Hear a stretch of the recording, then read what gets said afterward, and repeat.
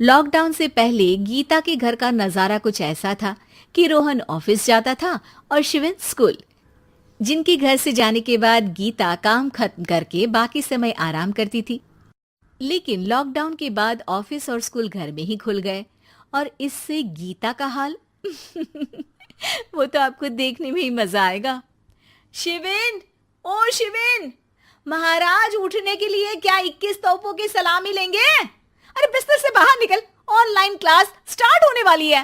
अरे तुम भी हद करती हो, स्पीकर की तरह चिल्लाने की क्या जरूरत है? दिख नहीं रहा मेरी कॉन्फ्रेंस चल रही है। अब कैमरा और स्पीकर ऑन कर रहा हूं, मुझे कोई शोर नहीं चाहिए।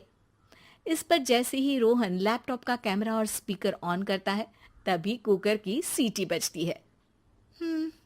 करा लो अब इसे चुप। लॉकडाउन नहीं हुआ, मेरी मौत का फरमान जारी हो गया। दोनों बाप बेटे ने नाक में दम किया हुआ है।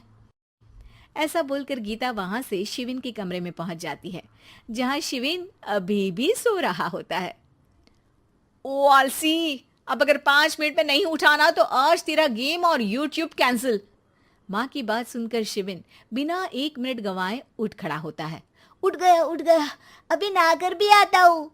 ये नाटक कहीं और, मुंह पर गीला कपड़ा मार और पढ़ने बैठ। शिविन की ऑनलाइन क्लास स्टार्ट हो जाती है, जिस पर गीता उसे वहां बिठाकर रसोई में चली जाती है।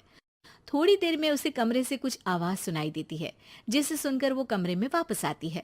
हाय राम, तुझे क्लास अटेंड करने के लिए बोला था, कैमरा ऑफ करके बिस्तर पर नाचने के लिए नहीं बोला था। मम्मी मुझे कुछ समझ नहीं आ रहा, आप बाद में पढ़ा देना ना, वैसे भी अटेंडेंस तो लगी गई है। हाँ हाँ बेटा, जरूर बन जा। तू अभी से हम सबका बाप बन जा। अरे नहीं मतलब कहाँ से लाते हो इतना दिमाग, और पढ़ाई करते हुए ये चला कहाँ जाता है? नाइस क्वेश्चन, दिमाग से पूछकर बता दूंगा। शिविन की बातों से परेशान होकर गीता उसे मारने के लिए जैसे ही आगे बढ़ती है तभी वो कमरे से बाहर भाग जाता है। अब शिविन आगे आगे और गीता हाथ में चप्पल पकड़े उसके पीछे पीछे पूरे घर में दोनों घूम रहे होते हैं। इसी बीच वो रोहन के पास पहुंच जाता है और शिविन को मारने वाली चप्पल रोहन के लैपटॉप पर जाकर गिरती है।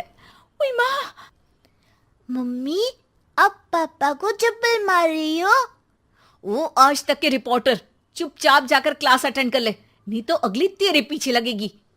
इस पर शिविन वहां से चला जाता है, जिसके बाद रोहन गीता से कहता है, इस सर्कस के लिए कुछ बोलना चाहोगी? अरे क्या करूं, जब से तुम दोनों घर में रहने लगे हो, घर अपने आप ही सर्कस बन गया है और मैं तुम्हारी नौकर। कभी बेटी को संभालो तो कभी बाप के नखरे उठाओ। इन्हीं सब उथल पुथल में दिन बीतते रहते हैं, जिसमें हर रोज घर के अंदर कुछ नया सियप्पा खड़ा मिलता है, जो ज्यादातर शिविन और रोहन के ऑनलाइन स्कूल और ऑफिस से रिलेटेड ही होता है। एक सुबह, शिविन चल उठ, आज की क्लास जल्दी है। कैमरा ऑफ करके आप अटेंड कर लो। अरे ऐसे छित्तर पड़ेंगे, दादी नानी सब एक साथ याद आ जाएंगी। गीता की लाख मशक्कतों के बाद क्लास तो खत्म हो जाती है, लेकिन उसके बाद शिविन फोन इस्तेमाल करते हुए इंस्टाग्राम रील बनाने लगता है। रसोड़े में कौन था? तुम थी, मैं थी, कौन था? कौन था? हाँ, मैं गरीब हूँ, मैं गरीब हूँ। अरे ओ गरीब के बेटे, आजा, मैं बनाती हूँ तुझे गरीब। मैं बताती हूँ रसोड़े में कौन था।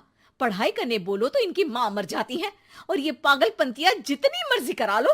गीता शिविन को डांट रही होती है, तभी रोहन बीच में बोल पड़ता है। अरे बच्चा ही तो है, इतना गुस्सा क्यों कर रही हो?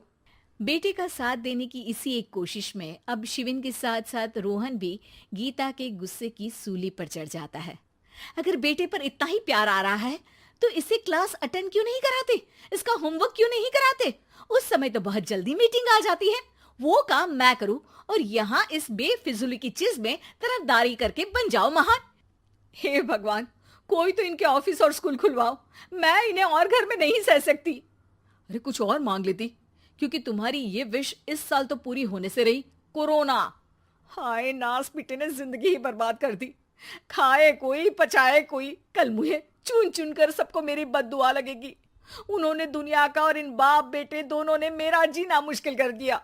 गीता वहां से चली जाती है, जिसके बाद रोहन शिविन से कहता है, अरे तुम्हारी मम्मी इतनी भड़की हुई क्यों है?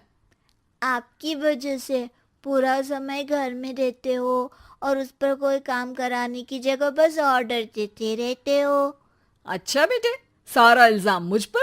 पूरा दिन तो वो तुम पर ही चिल्लाती है। हाँ, मतलब दोनों का 50-50 है, कुछ करना पड़ेगा। वो कहते ना, make the best out of worst. I have an idea. वैसे तुम्हारी माँ सही कहती है, बहुत जुबान चलाने लगे हो, कम बोला करो।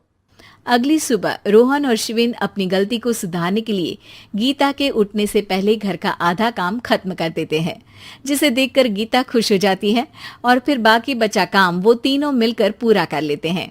जिसके बाद अब वो सब मिल बांट कर हर काम में एक दूसरे की मदद करते हुए लॉकडाउन का मजा लेने लगते हैं।